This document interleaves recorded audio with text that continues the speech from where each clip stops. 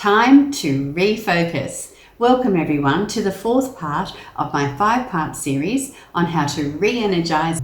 My name is Susan Engel. I'm a personal performance coach, speaker and author. Have you ever lost your focus and found that you were overwhelmed and just couldn't see clearly what needs to be done next?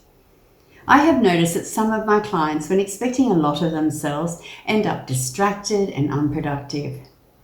This year has been particularly stressful and can play havoc with our health. This internal pressure that we put on ourselves causes us to enter a state of anxiety, and when it becomes too much, we enter what we call the danger zone, and our performance declines. Yerkes and Dodson in 1907 were two psychologists who developed a model called the optimal performance zone, outlining this process. Experiencing too much anxiety can cause us to lose focus. Being aware of the early warning signs of stress or anxiety can alert us to take stock of what is happening in our internal and external world. It may be that you feel perspiration in your hands, or your heart is actually beating in your chest. You notice that your breathing starts to increase, or your shoulders tense, and you might even get a headache. Or it may be that you can't concentrate on a project, you become impatient or fidgety or a bit restless.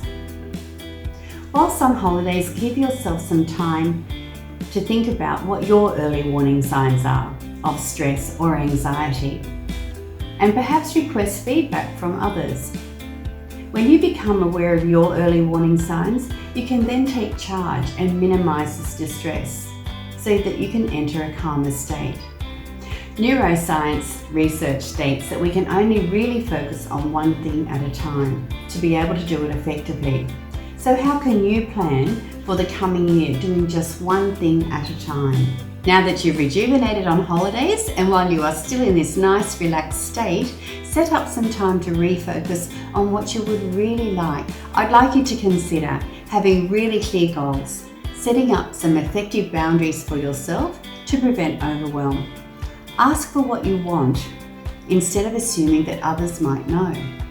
When you feel these early warning signs coming up, think about ways that you can take some time out to support yourself. For example, go for a walk, or simply take a breath to give yourself time to check in.